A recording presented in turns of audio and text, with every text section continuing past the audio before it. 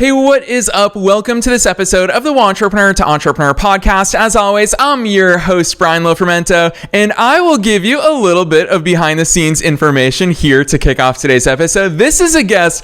I've been so excited to have him here on the show. He has been on our radar for a long time. He's exchanged emails with our staff. Him and I have exchanged emails, and today we're finally making this episode happen, and I love this guy's energy. I love his passion for business. I love his passion for marketing, and I really love his mission. One of the things that you'll find in the way he talks about marketing is that he helps the Davids of the world compete with the Goliaths. And I think that he has such an interesting perspective when it comes to that, because this is someone who comes from the world of big broadcast media. Let me introduce you to today's guest. His name is Mike Guerrieri. Mike is president and CMO of Vanbrey Media, which is based in the Miami and Fort Lauderdale area, just on the other side of the state from me. Mike came up in broadcast television, where he worked for over 25 years in creative services and programming, mostly for NBC stations. He worked in markets including Hartford, Detroit, Jacksonville, Houston, Miami, all over the country. He spent the last 17 years of his television career in executive management,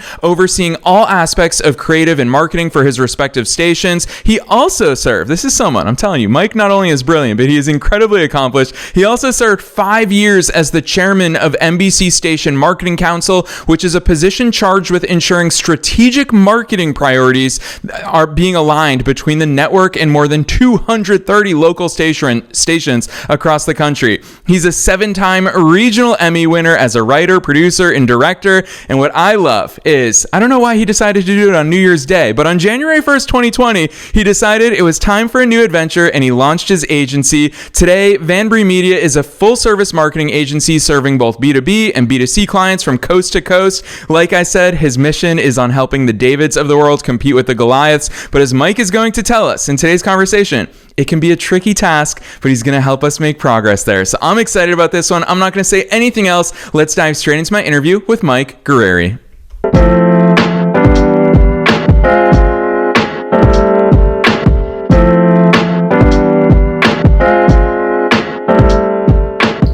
All right, Mike, I am so very excited that you're here with us today. First things first, welcome to the show. Thanks, Brian. Glad to be here. Heck yeah, you've got a lot to live up to, Mike, so I'm going to kick it over to you to get the party started. Take us beyond the bio. Who's Mike? How'd you start doing all these cool things? Yeah, man, thanks for the intro. I did some work recently with WWE, World Wrestling Entertainment, and I feel like your intros, I feel like there should be smoke and cannons when you set people up to get going. It's great stuff. So I appreciate it. Yeah, like you said, I started out in broadcast television, went to UConn, go Huskies, started with an internship in Hartford, Connecticut, and then traveled 20 years around the country with Graham Media, which is a great outlet, and then came to Miami to work for NBC. And, I've always kind of believed in that, Wayne Gretzky quote of, don't skate to where the puck is, skate to where the puck is going. And I kind of saw some things shifting. My whole career was spent working at the top of the marketing funnel. And then I realized that, as data evolved and became, more prevalent in marketing, that I needed to get better at the middle and lower parts of the funnel. So January 1st, launched my own agency. The goal was to start working with cosmetic surgeons. But, 10 weeks later, bam, pandemic. So everything shut down, and I figured I had to pivot. So, right now I treat my client roster kind of like a stock portfolio, right? When some industries are up, others are down, and vice versa. So I just think it's important to diversify like that. So now we work with everybody from, Microsoft Solutions partners to cosmetic surgeons to nonprofits and everything in between.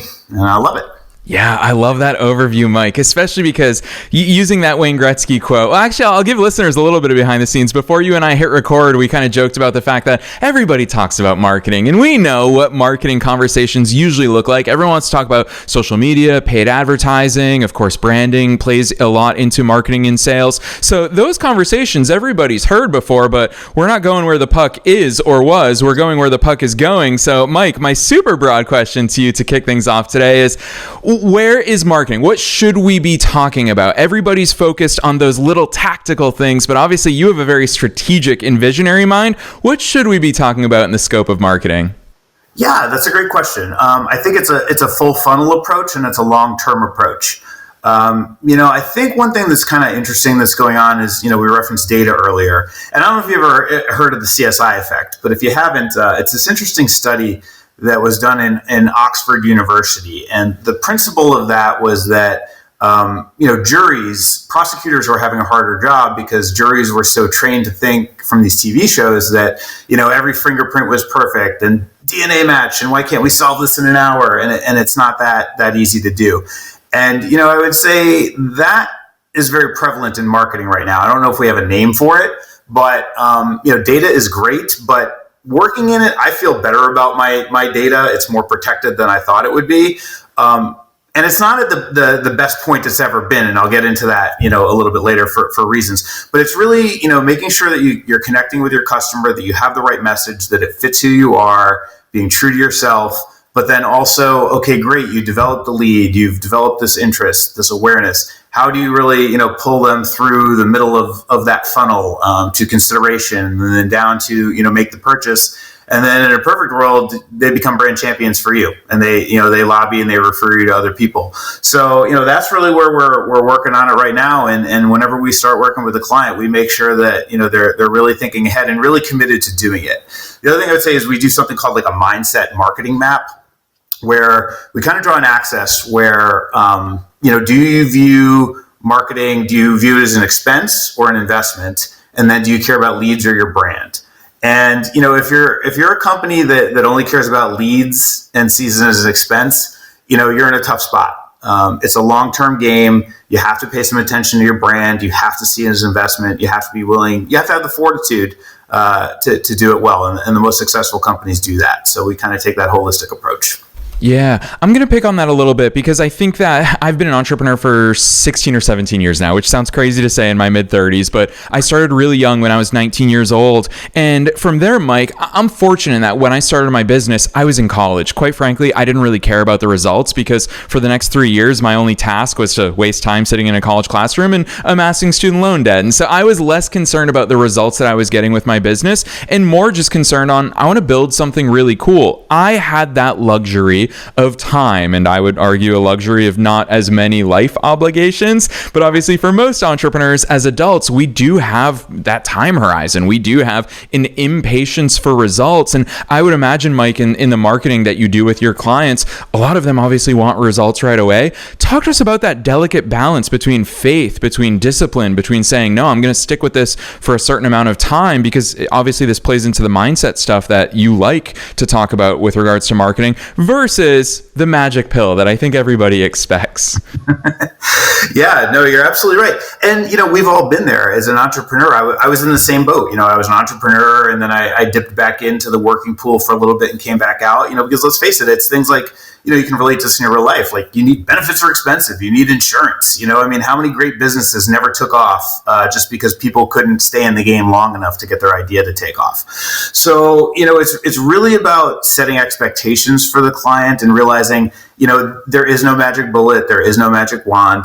It's setting a realistic expectation with ROI. There's a lot of clients that, want, 6, 8, 10x ROI right off the bat. And it's just not the way it works a lot of times. And I would say, I look at it, again, like a stock portfolio. If somebody told me, hey, you give me $100,000, tomorrow, by the end of the year, it will be $200,000. I take that investment all day, right? That's a 2-to-1 ROI.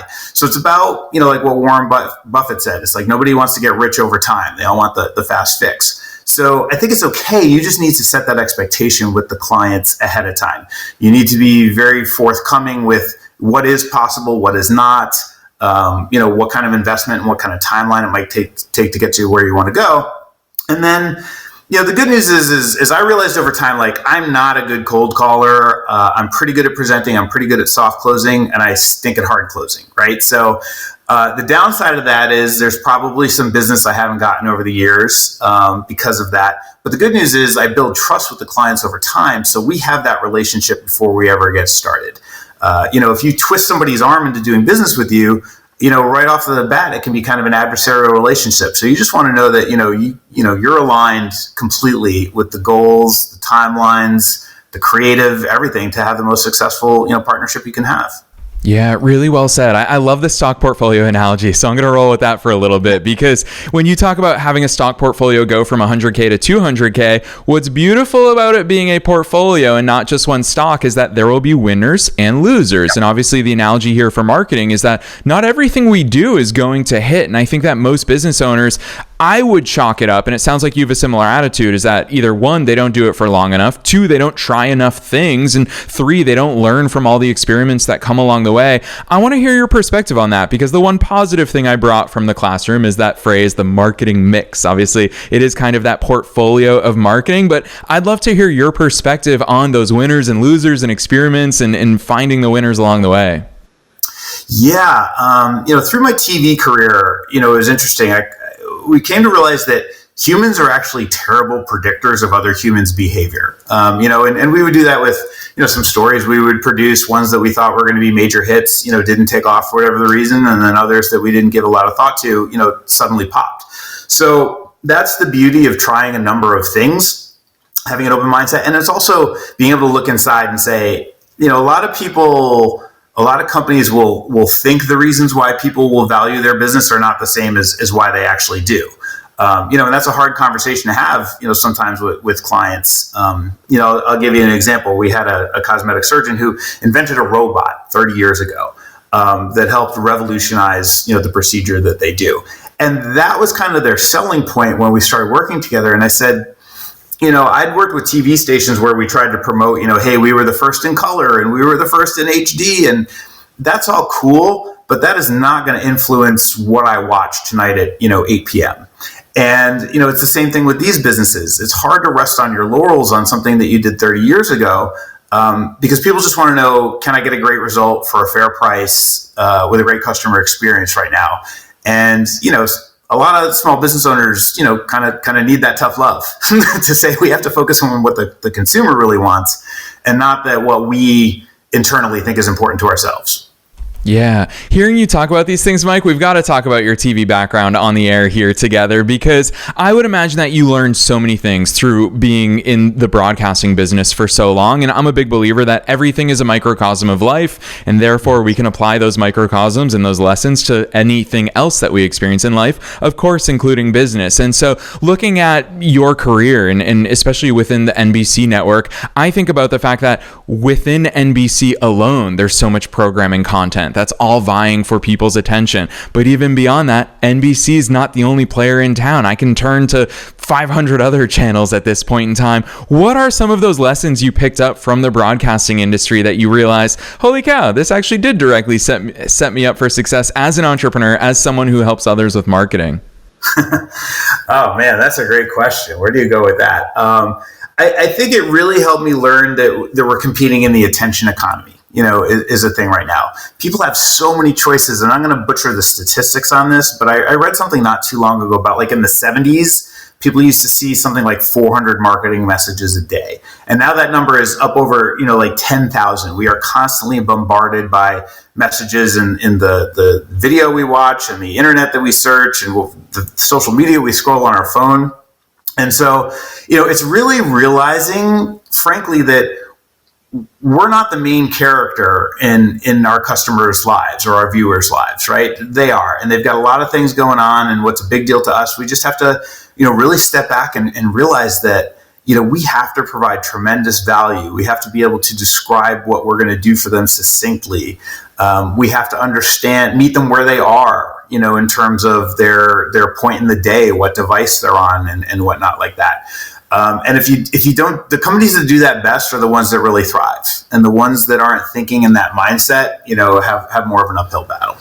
Yeah. Hearing you say that, of meeting people where they are, I guess you triggered one thing in my mind from two things you said. Meeting people where they are, and that they are the characters in their own lives. That's what they're interested in. My mind immediately goes to my favorite show of all time, which is Seinfeld. And so what is so captivating about Seinfeld? Well, it's a super relatable show. Here we are decades later. I do wish that they made it in the modern time, but even decades later, they didn't have cell phones back then. It's still so relatable to the human emotions that we all experience. And you can watch any single episode of Seinfeld and be like, oh my gosh, I've experienced that.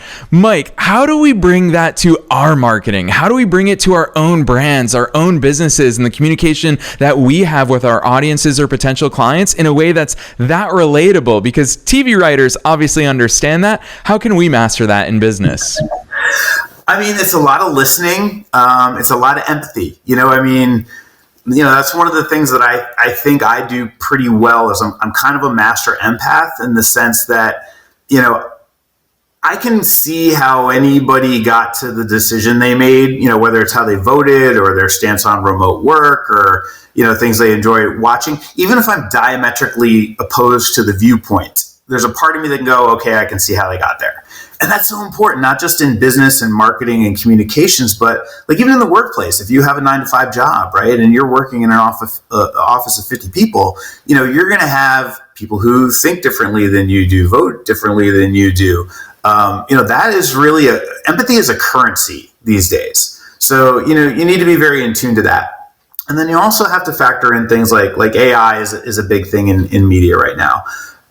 Ben Affleck and Ashton Kutcher, I'd heard them on panels speak recently, just about how AI is going to impact the industry. And a lot of people in the industry got really up in arms. They're like, those guys said, hey, we have to embrace this. We have to use it. And people said, you're a turncoat, you're a traitor. And I'm just like, the train is coming down the tracks, whether we like it or not, whatever business you're in. Right. And so, I don't know any cobblers in my life. I don't know if you do, but at one point that was a craft, right? Was making shoes. There was an artistry to it. And then they got mass produced and people are like, yeah, I'm okay with that. Same thing, telephone operators. Should we not have cell phones today because once upon a time people had to, connect those calls and now we don't. So it's just like you have to apply that stuff. You have to embrace that stuff. We're at a very small window in time. There's going to come a point in time where we don't have to launch a stuntman out of a helicopter to create that stunt. And the point I'm trying to make is that the consumer dictates that. So, the artistry only has as much value as the person who's consuming it does. And there's hundreds of millions of people who watch movies and hundreds of thousands who make them. The hundreds of millions are always going to win. So whatever industry you're in, you just have to really have that perspective that, the future is what it is, and those who figure out how to work with it and stay ahead of it are going to do much better than, those who, kind of cross their arms and say, I don't like this. I don't want this. Yeah, Mike, first things first, I had totally forgot that cell phone operator was a job and something that we all used to use. So interesting to think about that. But secondly, I'm going to say this. I've never gone here on the air because it's dangerous territory, but I'm trusting and I'm going to go here with you here today because I do think it's such an important topic. And when you talk about things like there's going to be people on other sides of the political aisle, we're going to have to listen to viewpoints that maybe don't reflect our own. And Mike, as an extreme empath, it's so clear that that's something that you enjoy. You love hearing, you love listening, you love understanding.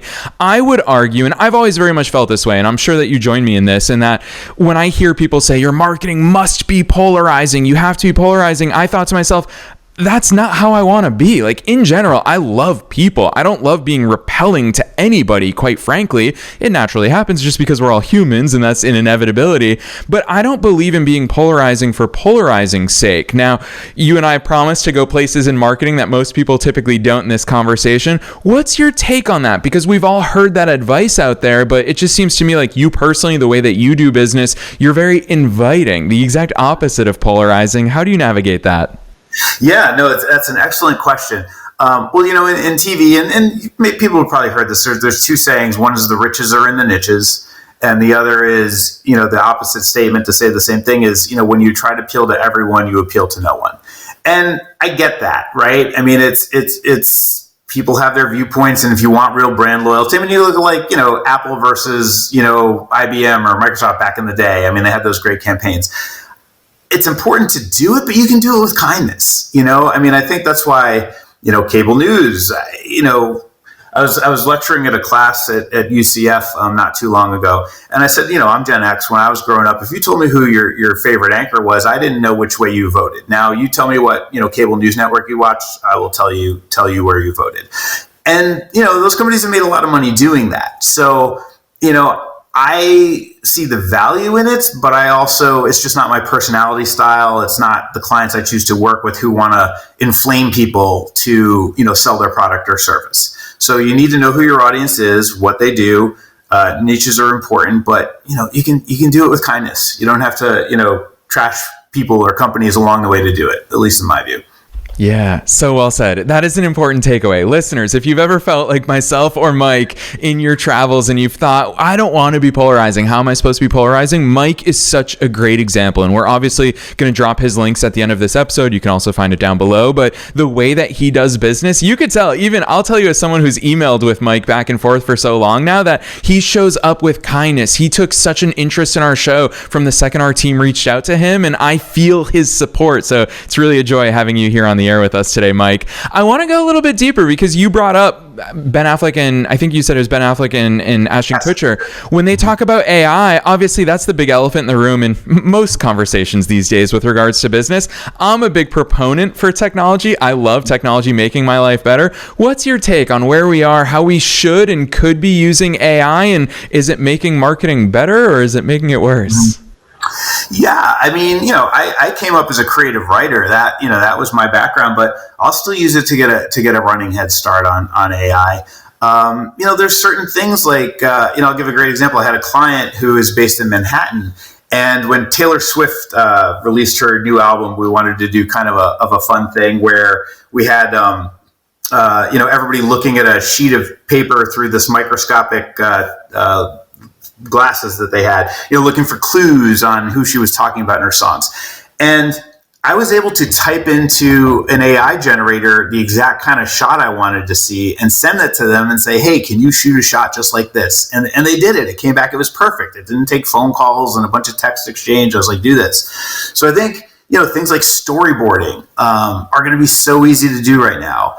I don't make movies for a living, but, I've heard, okay, they have to do pickups, right? Where they have to bring the whole cast and crew back to shoot pickups. Maybe that won't be a thing anymore. They'll be able to just generate that stuff. I think the future is not, who did I hear say this? Maybe Adam Grant, somebody like that the future isn't having all the answers. The future is being able to ask the right questions. Right. And I truly believe that even as a visual video creator, Photoshop is so different. It used to be real art to, if you wanted to change the shirt somebody was wearing, it took a lot of effort. And now you can do that basically just typing in, a different shirt.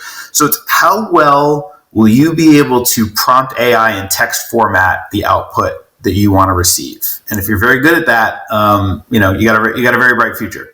But again, I would say to the college students, the professor asked them, are you hopeful or are you fearful of AI? And the answer was both. And I think that's the right answer, right? I mean, it's hopeful in the sense that, they're never going to have to take meeting notes. That's just not going to be a thing. They don't have to input data on spreadsheets the way we all used to coming up. But they're also going to spend their whole careers trying to outrun it, and making sure that AI doesn't do, something that they otherwise could. I think it's a net positive. I just hope everybody's responsible about it. We find the right level of regulation, and not enough so that we don't innovate, but enough that we keep the train on the tracks. Yeah, so well said, Mike. I love hearing your perspective on all of these things. I've got to ask you, time's flying by, and I want to hear your perspective on it because it's so core to your marketing messaging, and that is helping the Davids of the world compete with the Goliaths. I'm sure, and I've been there myself, you've been there yourself, you're a fellow entrepreneur just like the rest of us. We all feel that way when we just start our businesses in the first few years is when we are working for somebody else. When you worked for NBC, you could walk into any room and tout your position in the company that you worked for. You had instant credibility. But when we start our own businesses, we have no brands to fall back on. We are building something. What's that approach? Where's that David versus Goliath mindset come from? So what I figured out was was a formula. So there's certain businesses, like let's take dentistry, for example. That's a vertical that we work in, dentists, orthodontics, and pediatric dentistry. The mom and pops, the independent, shops provide every bit as good of a service as a couple of national conglomerates. And there's 2 or 3 companies that are sort of franchised out across the nation. The national players just have a bigger, better marketing engine. So what we figured out was a way for these mom and pop shops to sort of compete with the big guys, where basically we can put them on TV for the same price as a social media campaign. We can get them started for basically no startup costs because we can take the information we need off of their website. I actually borrowed an idea from NBC, which is for syndicated programming. So take a show like, I don't know, the Kelly Clarkson Show or Oprah, if you guys remember that. those shows air on different networks from city to city to city across the country. So if they make like a 30-second commercial, 25 seconds of that is the same in every city. And then the back end will be tagged with, the branding of that station with the time and whatnot. So we figured out a way to do that similar formula for dentists, for cosmetic surgeons. And so it helps remove that barrier to entry for them. And so it provides all the benefits of TV, but with some more back end tracking, which of course, as we discussed earlier, everybody wants now. Yeah, I love that, especially because in this world, we're all looking for that advantage. And it's so cool that in competitive marketplaces, we can lean on these things. I love formulas and frameworks. And so the fact that you've talked about bringing that to your clients, I have to ask you this because I know, listeners know, as part of our preparation for these interviews, I always ask guests, what's your zone of genius? And Mike, I love your answer because you went straight to asking good questions. What are some of those? Because in order to use your marketing skills and talents and approaches and your formulas with your clients, you have to understand their businesses. What are some of those questions that you ask in order to really get at the root of who they are and what they do? Yeah, I don't think it's really a silver bullet on that, Brian. I wish it was. But obviously ask about their long-term goals. You ask about what they're doing now. It's really important to listen more than I talk as much as I can, so that they'll tell me what's going on and what their goals are.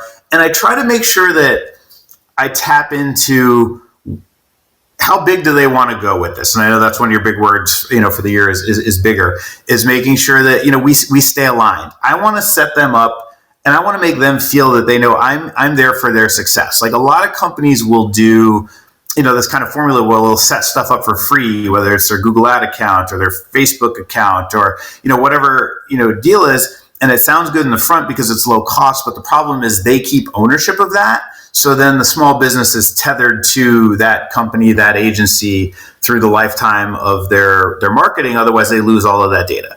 We just don't take that approach. We're like, hey, we want to do a good job for you. If we're not, and you decide to move on, we want you to have all of that, data and all of your accounts. So it's longer to onboard. It's not as easy, but it's much easier to offboard if we need to be. And so, it's just building that relationship over time and letting them know that whatever their goals are our goals, but we'll be honest about it if we don't think they're realistic for whatever the reason, whether they don't have enough budget or enough patience or whatever that is. And, it's built some really successful relationships.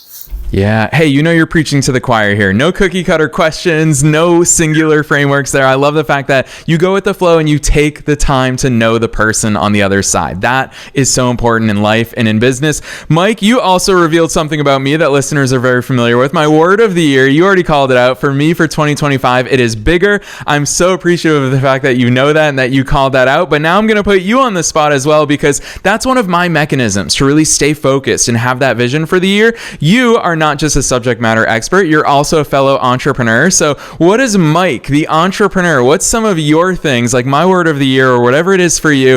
What are some of those things that you do to stay fine-tuned, always be sharpening your skills and really maintain that eye on the prize? Oh man, I'll tell you what. I mean, that is one of the scariest parts of entrepreneurship these days, is the train is moving so fast, right? It's like just when you think you have, some new technology or something down, something new pops up. So I would actually say I focus heavily on customer experience. I'm a big fan of the work that Will Guerrieri is doing with Unreasonable Hospitality. And I have to give your team a huge shout out because you are a living, breathing example of this. For anybody who doesn't know, when, Brian said we'd been talking back and forth and we finally signed on to do this, your team comes at you and says, like, hey, if we need to do this on a weekend, we'll do it on a weekend. If you have a big launch of something coming out, we will time the release of this around your launch. We will, if you got to reschedule, we will make that easy for you to do. You're living and breathing what I'm talking about here. And here's the beauty of that. Maybe only 1 out of every 15 or 20 people actually need to cash in on one of those things. But 20 out of 20 people remember the way you treated them and that you were thinking about our success. And so, there's a reason why you've had, however, over 1,000 episodes of this, right? So I'm looking to you for that and your team and how you guys are doing that. But if you give people great experience, that's how they refer you to other people. And that's how, if you slip up on something or a campaign doesn't go the way you want it to go, you have that trust level because, we're all just, working for the same level of success. So, it's really even more so that than, data things or technology things or whatnot. Because that stuff is overwhelming if you let it get to you. Yeah, Mike, I so appreciate that. I will say, with over 1,100 episodes, it's hard to give me the chills while we're here on the air together, but you've so done that. I so appreciate those kind words, and obviously super excited for the entire team to hear those things, but that's the fun stuff. And I think that you very much join me in this, is that dealing with other people, that's the fun stuff. And just like how we'd want people to feel welcome at our homes, that's what we need to encompass in our businesses. So listeners, Mike is dropping a ton of knowledge bombs here in real time for you. So Mike, I will say the only question that you knew I'd be asking you here today is, of course, the final question I ask in every episode, and that is, what's your one best piece of advice? Knowing that we're being listened to by both entrepreneurs and entrepreneurs at all different phases of their own business growth journeys, what's that one thing that you want to leave them with today? I would say, be willing to pivot. It's not a straight line. It's a curvy road. And then also what I said about, know what you're good at and know what you're not. And don't be afraid to ask for help for the things that you're not good at. I love being asked for help from other people. Every time I ask somebody for help, and I have to listen to my own advice. That is not a superpower of mine. I try to be better about it, but ask for help, especially in areas where you're not knowledgeable or you view that as a weakness. People will help you. Yes, it is true. People will help you. Listeners, I'll give you a little bit of transparency behind the scenes. Mike's been in broadcast for so long that when we were exchanging emails with him, he shared with us things that we should consider and that we should consider for our outros and our intros to the episode and on our website. And it is so cool to have the insights and really the brilliance of external people. Take advantage of that in your own growth journey. You just heard that advice from Mike here today. So Mike, super appreciative of the way that you show up, not only with us and for us, but for our listeners and for everyone that you touch. I also know that people are going to be excited to check out your business and everything that you're doing with Vanbrey Media. I'm such a big fan of the work that you're doing. You've got all your services laid out, incredible testimonials, which do not surprise me whatsoever, Mike. So you're doing incredible work. Drop those links for our listeners. Where can they go to learn more about all the great things that you're doing? Absolutely. The website is vanbreymedia.com, VANBREY media.com. But, skip that. Just send me an email, mike@vanbreymedia.com. Happy to answer questions. Love to connect with people, especially if you're thinking about advertising or you're working with an agency and you're not sure if they're doing everything for you. Happy to answer as many questions as I can on that. Also post content on LinkedIn, so you can look me up. Last name is spelled Guerrieri. And let's connect. Send me some questions. Give me some material. Yeah, so listeners, you already know the drill. We're making it as easy as possible for you to find Mike and all those links down below in the show notes, no matter where it is that you're tuning into today's episode. You don't have to remember the spellings or anything. Click right on through from the show notes. There's a reason why we put them there for you. So Mike, on behalf of myself and all the listeners worldwide, thanks so much for coming on the show today. Love it, Brian. Thank you.